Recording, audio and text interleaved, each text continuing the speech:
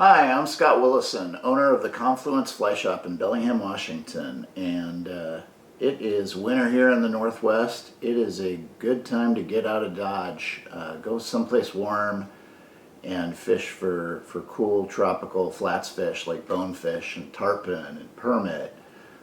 Something I look forward to every year, and been tying a lot of bonefish flies lately. So we're going to tie one of my recent favorites. This is a fly that's commercially available from Rio. It is called the Boney Foo Foo, and it's really nothing more than kind of a variation of a gotcha tied with a rabbit strip. But Boney Foo Foo is such a cool name that we are gonna run with that. So in my vise, I have a size 6 Daiichi 2546 hook in there, and for our thread, we are going to start some shell pink 140 Denier Ultra thread. If I could only have one color to tie all my bonefish flies with, it would be this. This is such a cool shrimpy color of thread, and it works fantastic. So because we're going to be tying in a rabbit strip to finish the fly, I want to start my eyes back a little bit so that I make sure I've got room for kind of a bulkier tie-in point. And it's probably hard to see on camera, but what I've just done is I built up a little tiny bump of thread here right in front of where I'm going to put my eyes. That's just going to help to seat them a little bit more securely. And we are going to lock in a pair of medium-sized bead chain. You can vary the bead chain size on this one. Medium's what I fish most of the time. I find that's kind of the go-to, but I'll sometimes tie this with like a size small pseudo eye or a brass eye, something that'll help this fly to get down in maybe a little bit deeper water. So taking some thread wraps around the base, really just to make sure those eyes are locked into place. If your eyes start spinning on you, that is kind of the beginning of the end for your fly. So you want to make sure you've got those secure. You can always add a touch of super glue too if you want. So for the tail, we're going to tie in a little bit of shrimp pink Krystal flash. I'm going to take three strands, maybe a couple inches long. We're going to tie those in the center and then fold them over. And I want to kind of wrap down the bend ever so slightly on this, because when this fly is resting on the bottom, having that tail and then the legs we're about to add actually kind of stand up and wiggle enticingly is well liked by the bonefish, at least of the Caribbean. We're now going to add in, I've got just a single rubber leg here. We're going to double this over and have two legs, one on either side. This particular one is a pink barred clear Chicone's crusher leg. And you can see I've just doubled over the rubber leg around the thread to get it into position. And then I'm going to apply some tension, and then I'll kind of pull one slightly to each side of the hook so they kind of splay out in a V shape. And then we'll wrap over that. And for the sake of giving myself a nice, slightly tapered body, I'm just kind of building up some thread at the front here.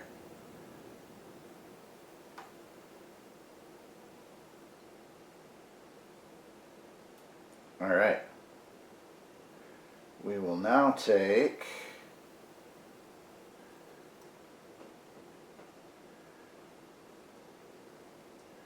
another 3 or 4 full-length strands of that same shrimp pink crystal flash.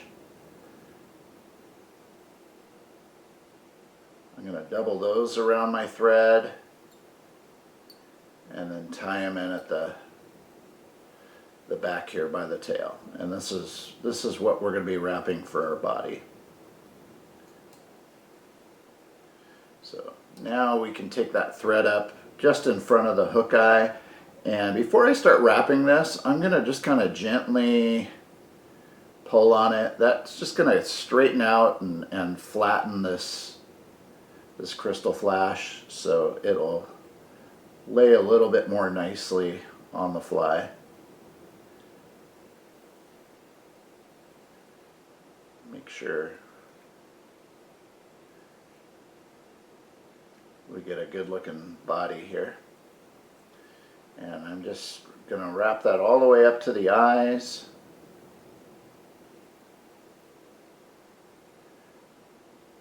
And then we'll go around the eyes twice in each direction.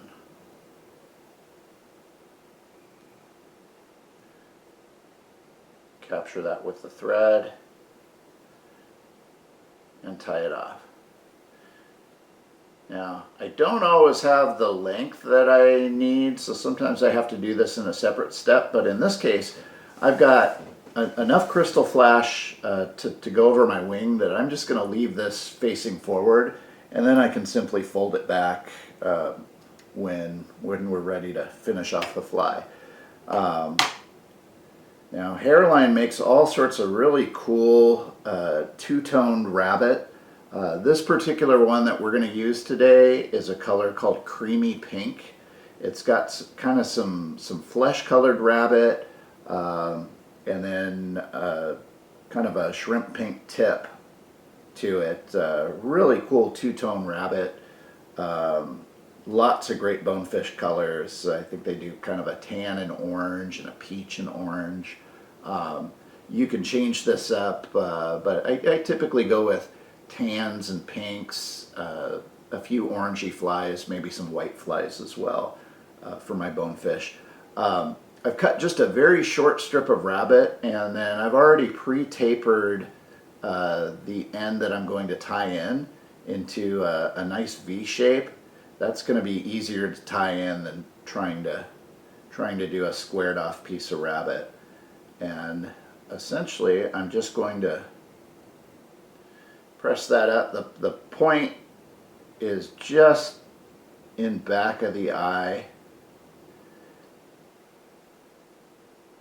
and I'm trying to get this right on the bottom of the hook. Once I've got that rabbit captured, I can really tighten down my thread.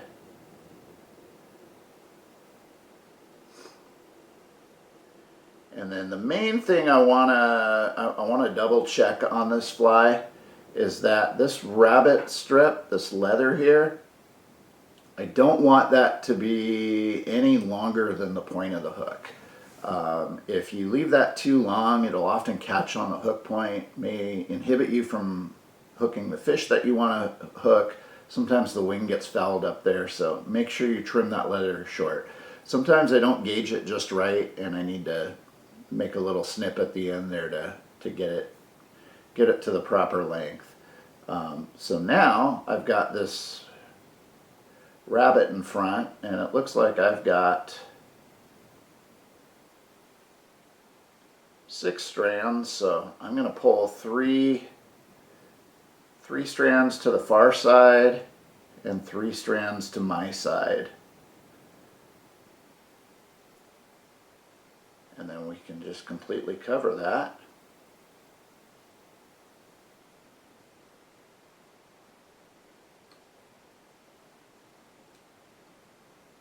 Make sure we've got a nice head built up.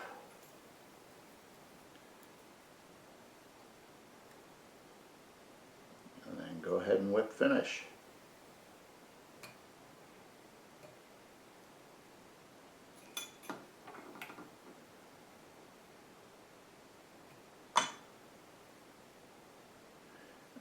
going to trim that flash to different lengths, kind of just a little bit longer than the rabbit hair.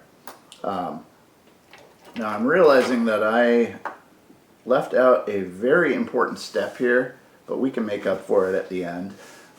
Because that crystal flash body is fairly brittle, I like to reinforce it with a little bit of Solarez bone dry. And it's usually easier to do that before you've put the wing on and everything, but if we're careful, we can work around that and get underneath there.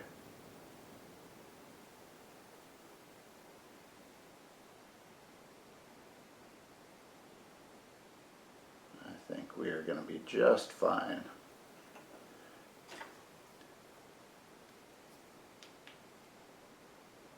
We'll go ahead and cure that up. Make sure you go over the top of the eyes as well. I'll try not to shine the light directly into the camera.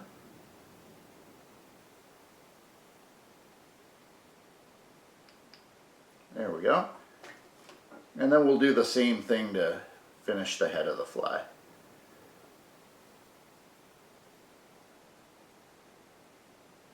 Just brush those thread wraps. Get it nice and secure. This will often be moving along the bottom in sandy areas. You want it to hold up over the course of the day. And I've got kind of one errant strand of crystal flash there that we're going to trim off. We can go ahead and trim our tail now as well.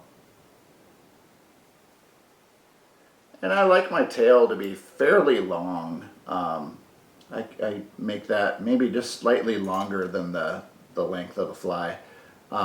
That's going to give us a lot of movement in the water. You can always trim it shorter when you're out there if you find you're getting short strikes from fish. But I typically start with them on the longer side. So there you have it. That is the Boney Foo Foo. Ready to catch bonefish in a place near you or far away from you. Anyway, thank you for watching. Please be sure to like and subscribe to our YouTube channel for more content. And you can find the materials for this and many other flies at the Confluence Fly Shop in Bellingham, Washington. We will see you in the shop or on the water.